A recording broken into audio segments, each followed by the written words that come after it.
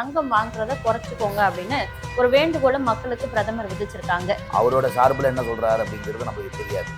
ஆன்மீக ரீதியா தங்கம் வாங்கக்கூடாதுன்னு சொல்றதுங்கிறது தங்கத்துல மட்டும்தான். ஆன்மீக ரீதியா நம்ம பண்ணக்கூடிய பல கலாச்சார விஷயங்களும் அதுல அடிபடக்கூடிய ஒரு சூழல் ஏற்படுதுல குறித்து அதை எப்படி பாக்குறீங்க? அடிப்படையில் அவர் தங்கம் வாங்கக்கூடாதுன்னு சொல்றது தப்பு தான். ஆனா தங்கம் இல்லாமல் இருந்ததுன்னா தங்கம் அகம் கிளேஷாகா அகம் நாஸ்தின்னு சொல்லியிருக்கு. எவன் வீட்டில் ஒரு கிராமாவது ஒரு பொட்டாவது தங்கம் இல்லை அப்படின்னா ஆரம்பத்திலே பிரச்சனை வந்துருச்சு அப்படிங்கிற ஒரு மனக்லேஷம் இந்த வருஷம் ஃபுல்லாவே எப்படிதான் இருக்குமோ அப்படிலாம் இருக்காது. நம்ம கணக்கு வச்சுக்கிறதுன்னு பார்த்தேன்னா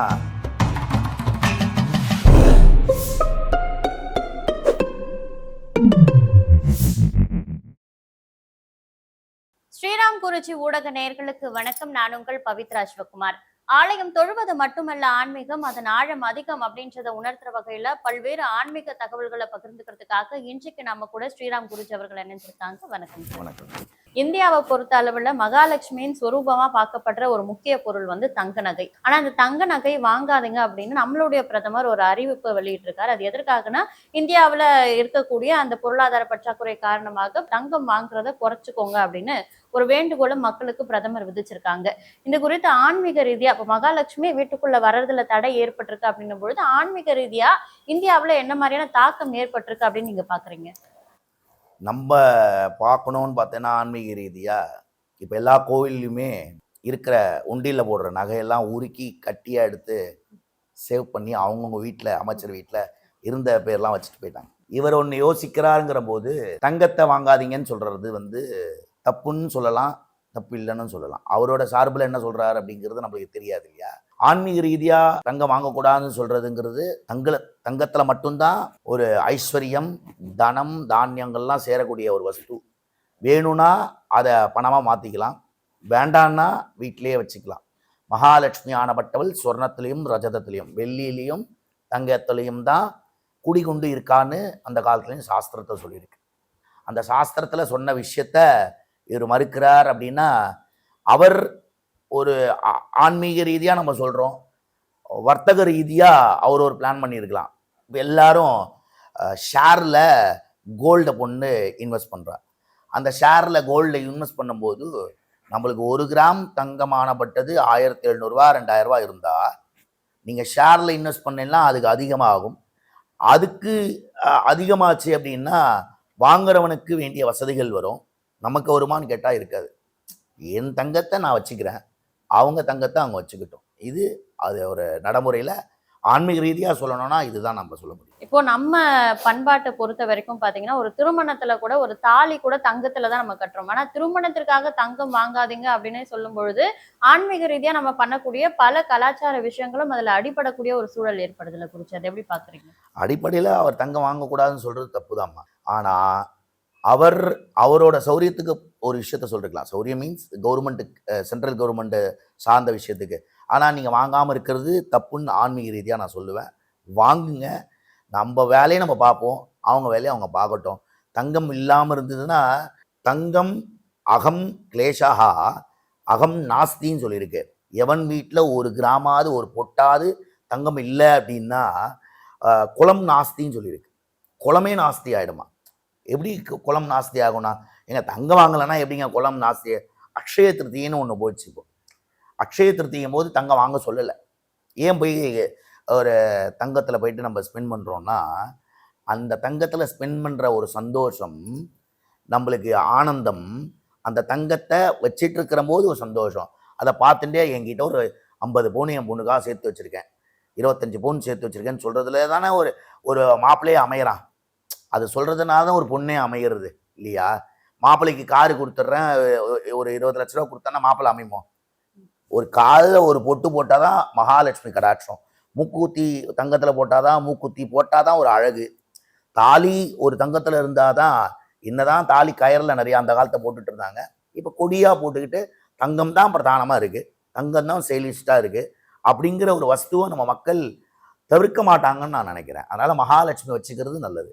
இப்ப இந்த சூழல் இருக்குல்ல குருஜி, அதாவது மகாலட்சுமியின் சொரூபமா பார்க்கப்படுற இந்த தங்கத்தையே வாங்காதீங்க அப்படின்ற சூழல் இப்போ நம்ம நாட்டை வந்து எந்த தாக்கத்திற்கு கொண்டு போயிட்டு இருக்கு, எந்த நிலைக்கு தள்ளப்பட்டுட்டு இருக்கு? நம்ம வந்து ஆல்ரெடி சொல்றோம்ல, இந்த இந்த பிரபவ வருஷத்துல நிறைய சீற்றங்கள் வரும். இந்த மாதிரி விஷயங்கள் தான். நீங்க தங்கம் வாங்காதுன்னு சொல்றது, அதுக்கப்புறம் அங்க குண்டு போட்டிருக்கான். இந்தியாவில் ஒரு பிரளயமே நடக்கக்கூடிய விஷயங்கள் நடக்கும்.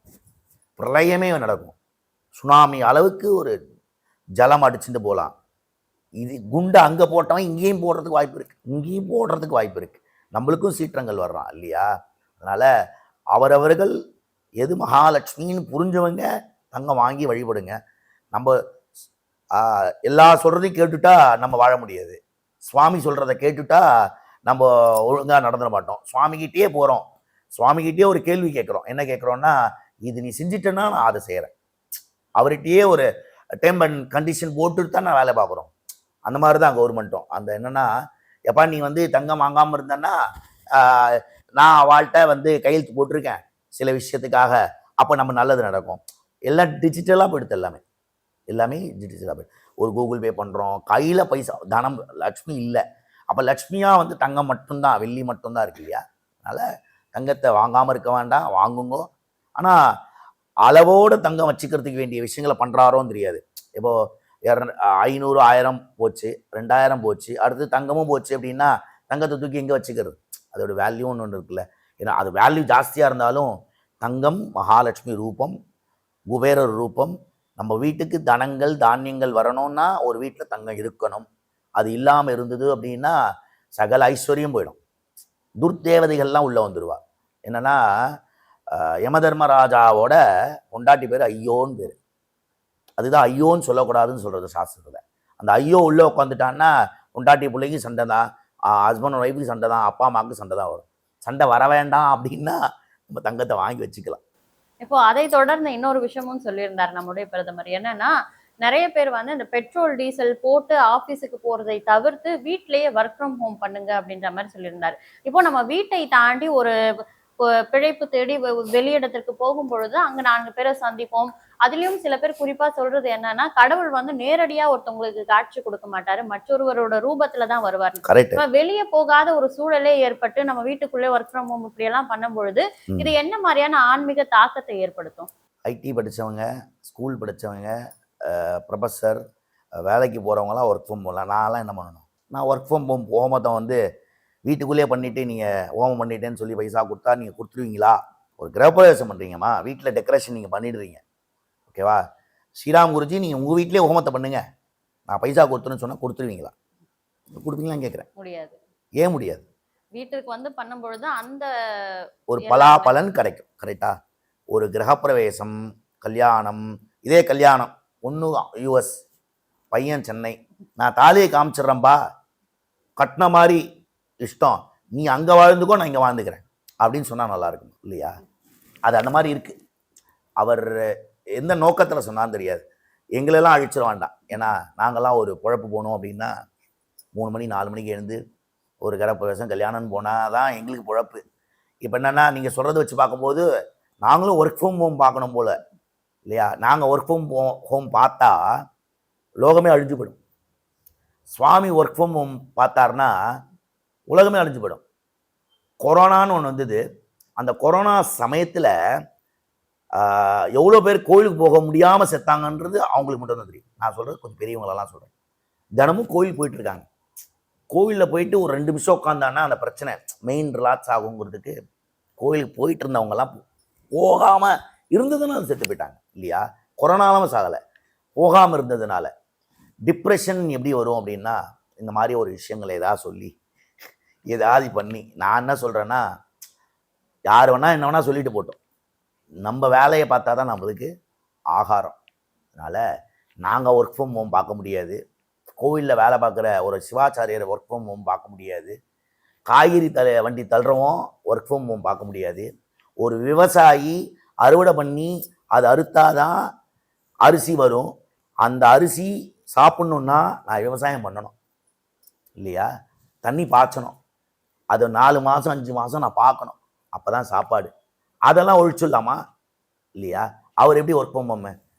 நான் வீடியோவிலே பயிர் அப்படி வீசி விட்டுறேன், உங்களுக்கு சாப்பாடு வந்துருமா? அரிசி, ரவை வந்துருமா? தானியங்கள் வந்துருமா? எதுவும் வராதே இல்லையா? எதுவும் சாத்தியம் படித்தவங்களுக்கு மட்டும்தான். ஐடியில் உட்காந்து ஒருத்தனா ஒர்க் ஃப்ரம் ஹோம்னா எல்லாரும் தங்க வாங்குறான். ஐடியில் இருக்கிறவங்களுக்கு மட்டும்தான் ஒர்க் ஃப்ரம் ஹோம். பாருங்க, பெட்ரோல் தட்டுப்பாடு இருக்கும், கேஸ் தட்டுப்பாடு மட்டும் இருக்குன்னா நாங்களாம் எங்கே போகிறது? நாங்கள் அடிப்படை ஒரு அடிமட்டத்தில் இருக்கோமே. பிராமணன் சொல்லிட்டு இருந்த, பண்டித் சொல்லிட்டு இருந்த பாப்பான்னு சொல்கிற இடத்துக்கு வந்துட்டோம். டே பார்ப்பனன் அப்படின்னு சொல்கிறான், எங்களை பார்ப்பனன் சொல்கிறான். நாங்கள் பெருமை தான் படுறோம். பார்ப்பனங்கிறது தான் எங்களுக்கு பேர், சூத்ரங்கிறது தான் அவனுக்கு பேர், வன்னியன் தான் அவனுக்கு பேர், முதலையார் தான் அவனுக்கு பேர், கொங்கு நாடார் தான் அவனுக்கு. ஒவ்வொருத்தருக்கும் ஒரு ஜாதியினர் இருக்கும். அவங்கவுங்க ஜாதியில் அவங்களுக்கு முரண் ஒன்று இருக்குது. அதை நாங்கள் சம்பிரதாயமாக ஒரு கல்யாணம் பண்ணி வைக்கிறோம், ஒரு சீமந்தம் பண்ணி வைக்கிறோம், எல்லாம் பண்ணுறோம் இல்லையா? அது அந்த போக்கில் போனால் தான் வாழ்க்கையை வாழ முடியும். இல்லைனா எல்லாரும் மேல்நாட்டுக்கும் இந்தியாவிலேருந்து வெளிநாட்டுக்கும் போயிட்டு சொகுசாக இருக்கணும் அப்படின்னா அந்த மாதிரி போயிட வேண்டியதான். இதெல்லாம் சில விஷயங்கள்லாம் ஒர்க் ஃப்ரம் ஹோம் பண்ண முடியாது. தைலஹா அகம், அகம்னா நானுன்னு அர்த்தம், தைலம்னா பெட்ரோல்னு அர்த்தம், எண்ணெய்ன்னு அர்த்தம். எண்ணெய் இருந்து நீ ஹோல்ட் பண்ணி எவ்வளோ நாள் வச்சுக்க முடியும் இல்லையா? அதை ரிலீஸ் பண்ணால் தான் அதோட கெப்பாசிட்டி. ஒரு கட்டம் வர்றோன்னா அதை அடைச்சி வைக்க முடியும், அதெல்லாம் வெடிச்சு போடும், வெடிச்சு போய் வேஸ்ட்டு. அது கொடுத்துடலாங்கிறேன். அதுக்கு தங்கத்தை வாங்காதீங்க, பெட்ரோல் தட்டுப்பாடு வரும், ஒர்க் ஃப்ரம் ஹோம்லாம் அதெல்லாம் சொல்கிறதுங்கிறது சாத்தியமானு கேட்டாலும் சாத்தியம் இல்லை. இப்போ நீர், நிலம், காற்று, ஆகாயம்னு பஞ்சபூதங்கள் இருக்கு. இதுல ஒவ்வொன்றத்துலயும் இப்ப பிரச்சனைகள் எழக்கூடியதை நம்ம பார்க்கக்கூடிய ஒரு சூழல் இருக்கு. இப்போ ஆர்மோஸ் ஜலசந்தியில கப்பல் வர முடியாம போனதாகட்டும், எண்ணெய் தட்டுப்பாடு வர்றதாகட்டும், காற்றான கேஸ் சிலிண்டர் தட்டுப்பாடு, இது போன்ற விஷயங்கள்லாம் எப்போ சரியாகும்? எதனால இது இப்ப குறிப்பிட்ட நேரத்துல நடக்குது குறிச்சு? இந்த வருடம் துர்முகி வருஷம் போய் ஆயிடுத்து. இந்த வருஷம் விஸ்வாவசு வருஷம் போயிடுது. விஸ்வாவசு, வசுன்னா எல்லாத்தையும் காமிச்சு கொடுக்கறது, எடுத்து கொடுக்கறது. பிரபபவ, இந்த வருஷத்தில் சங்கடங்கள் வரும், ஆனால் முன்னேறி வந்துடும். அந்த சங்கடம் தான் நம்ம நிறைய கணிக்கும் போது சொல்லியிருக்கோம். அதை சொல்லும் போது என்னென்னா, சங்கடங்கள் வர்றது தான் இந்த வருஷமான இருக்கும். அடுத்த ஏப்ரல் வரலும் இந்த சங்கடமான பட்டது இருந்துகிட்டே இருக்கும். அதை மீறி வந்துட்டோம் அப்படின்னா சுபிட்சமாக இருக்கலாம். 2027லேருந்து 2026னே வச்சுக்கலாம். 26லேருந்து நம்ம வருடம் பார்க்குறோம். நம்ம எப்படி கணிப்போம்னா 6 வருடத்துக்கு ஒரு வாட்டி கணிக்கிறோம். ஆல்ரெடி நம்ம கணிச்ச விஷயத்தில் பஞ்சபூதங்களை பற்றி நிறைய விஷயங்கள் நம்ம சொல்லியிருக்கோம், வெளிப்பாடு பண்ணியிருக்கோம். வெளிப்பாடுனா ஓப்பனாகவே ஓப்பன் டாக். நம்ம எப்படின்னா, நம்ம சொல்கிற போது எப்படின்னா பரிகாரம் ஒன்று இல்லைன்னே அகேன்ஸ்டாகவே சொல்கிறோம். எல்லா ஜோசியருக்கு எதிர்க்காகவே பரிகாரமே கிடையாது, ஏன் பரிகாரம் சொல்கிறீங்கன்னு சொல்கிறோம். அதுக்கப்புறம் இந்த 6 வருட காலத்துக்கு நம்ம கணிச்சிருக்கோம் ஒரு விஷயத்தை. ஒரு எப்படின்னா வருஷம் கணிக்கிறதுக்கும் 6 வருட காலத்தில் என்னென்ன நடக்கும், என்னென்ன சீற்றங்கள் வரும் அப்படின்னு. இந்த வருடம் பிரபபவ அப்படிங்கிற போது, இந்த பவன்னா முருகனோட ஆதிக்கம். முருகனே, ஆனானப்பட்ட முருகனே கஷ்டப்பட்டு சமப்பட்டு தான் அரக்கனை அழிக்கிறான். இந்த அசுரனை அரைக்கிற வருஷம். அதனால் அசுரனை அழிக்க வரக்கூடிய மாதத்தை வரலும் கொஞ்சம் பிரச்சனையாக இருக்கும். எப்போ சூரனை வதம் பண்ணுவோம்? இந்த மாதமாக இருக்கும்னு நினைக்கிறேன். அது எந்த மாதம் வரும்? செப்டம்பர், அக்டோபர், ஆகஸ்ட்லேருந்து ஆரம்பித்து செப்டம்பர், அக்டோபரில் சூரனை வதம் பண்ணக்கூடிய சஷ்டி விரதமானப்பட்டது வரும். அந்த சமயத்தில் ஆடி, ஆவணி, புரட்டாசி அந்த மாதிரி சமயத்தில் ஒரு மாதத்துக்கும் எப்படி ஒரு விசேஷ ஒரு சுவாமி உண்டோ, இந்த ஒரு மாதத்துலேயும் வரக்கூடிய சூரசம்ஹாரத்துக்கு விசேஷமாக இந்த வருடம் சூரசம்ஹாரத்தை கண்கூட பார்க்கலாம். ஏன் சொல்கிறேன்னா, நீங்கள் சொல்கிறீங்க இல்லையா, தங்கம் வாங்க வேண்டாம், அண்டு ஒர்க் ஃப்ரம் ஹோம் போகணும், அப்புறம் ஊர் நிலைமை, அந்த உலக நிலைமையெல்லாம் எல்லாம் ஷேர் மார்க்கெட்டில் போகிறது, அந்த மாதிரிலாம் சொல்கிறீங்க பார்த்தீங்களா? அந்த மாதிரி விஷயங்கள்லாம் அந்த மாதம் வரலும் நடக்கும். ஆகஸ்ட் வரலும் வச்சுங்களேன். அதுதான் அந்த ஆகஸ்ட்டுக்கு அப்புறம் பார்த்தீங்கன்னா ஆடி, ஆவணி பிறந்தப்புறம் மாற்றங்கள் எப்படின்னா, ஒரு நாள் கடக்கிறதுக்கு எப்படி சமப்படுறோமோ, ஒரு செகண்டில் அந்த மாதமானப்பட்டது பிறந்த அடுத்த க்ஷணத்தில் நல்லதே நடக்க ஆரம்பிச்சிடும். அப்போது நீங்கள் ஆகஸ்ட்லேருந்தே வச்சுக்கலாம். ஆகஸ்ட் டு 2027 ஆகஸ்ட் பரியந்தம் எந்த நல்லது கெட்டது எல்லாமே நடந்ததோ, இந்த 2026ல் எல்லா நல்லதும் எப்படின்னா, இதில் ஆரம்பத்தில் கஷ்டம், 2020 கடைசியில் கஷ்டம். ஆகஸ்ட் 2027 ஆகஸ்ட் கடைசியில், August September 2026 August, September, October, November, December, ஜனவரி வரலாம் கொஞ்சம் கஷ்டமாக இருக்கும். இதில் ஆரம்பம் கஷ்டம் தான் பிரச்சனை. ஆரம்பத்திலே பிரச்சனை வந்துருச்சு அப்படிங்கிற ஒரு மனக்லேசம் இந்த வருஷம் ஃபுல்லாவே எப்படிதான் இருக்குமோ அப்படிலாம் இருக்காது. நம்ம கணக்கு வச்சுக்கிறதுன்னு பார்த்தேன்னா நம்மளுக்கு தமிழ் வருஷ பிறப்பு தான் கணக்கு இல்லையா? இப்போதான் மாதம் தமிழ் வருஷ பிறப்பு போயிருக்கு. இதுலேருந்து கணக்கு வச்சா நம்மளுக்கு கணக்கு வந்து பார்த்தேன்னா எந்த மாதம் பிறக்கிறது? ஏப்ரல் 14 தமிழ் அந்த மாதம் என்னன்னு தெரியுமா? ஏப்ரல் சித்திரை 1. எஸ். சித்திரை, வைகாசி, ஆனி, ஆடி, ஆவணி, புரட்டாசி, ஐப்பசி, கார்த்திகை, மார்கழி, தை, மாசி, பங்குனி, திருப்பி சித்திரை இல்லையா? இந்த மாதத்தில் பார்த்தோம்னா சித்திரை, வைகாசி, ஆனி, ஆடி, ஆவணி மாதம், நான் 5 மாதம் சொல்கிறேன். இந்த 5 மாதங்கள் கொஞ்சம் சிரமங்கள் இருக்கும். அந்த சிரமத்தை டேக் ஓவர் பண்ணிட்டு ஒரு மூவ் ஆகி வந்துட்டா நல்லா இருக்கும் இல்லையா? எப்படின்னா நடக்க முடியாமல் மலை ஏறிட்டு வந்து இறங்கணும்னு ஒரு பெரிய ஒரு நல்லது நடந்துருச்சுன்னா எவ்வளோ சந்தோஷம் இருக்கும். அந்த சந்தோஷமானப்பட்டது இந்த 2026 நடக்கும். நல்லதே நடக்கட்டும். நிறைய விஷயங்கள் லோகத்தில் நடக்கும். நிறைய விஷயங்கள் தாங்கிக்கூடிய கெப்பாசிட்டி வேணும் நம்மளுக்கு, மக்களானப்பட்டவன் நம்மளுக்கு. அதெல்லாம் நடக்கும். அதனால் எதையும் ஒரி பண்ணிக்காமல், எதையும் காதில் வாங்காமல், உங்களுக்கு என்ன பண்ணணும்னு தோணுதோ அதை பண்ணுங்கோ. எல்லாமே நல்லதாக நடக்கும். நம்மளுடைய சூழ்நிலைகள் எப்படி இருக்கு, இது ஆன்மீக ரீதியான தாக்கங்களை எப்படியெல்லாம் ஏற்படுத்தும் அப்படின்றது குறித்த நிறைய விஷயங்களை அரசியல் ரீதியாகவும் ஆன்மீக ரீதியாகவும் எங்களுக்காக நேரம் ஒதுக்கி பகிர்ந்துக்கிட்டதுக்கு ரொம்ப நன்றி. நன்றி.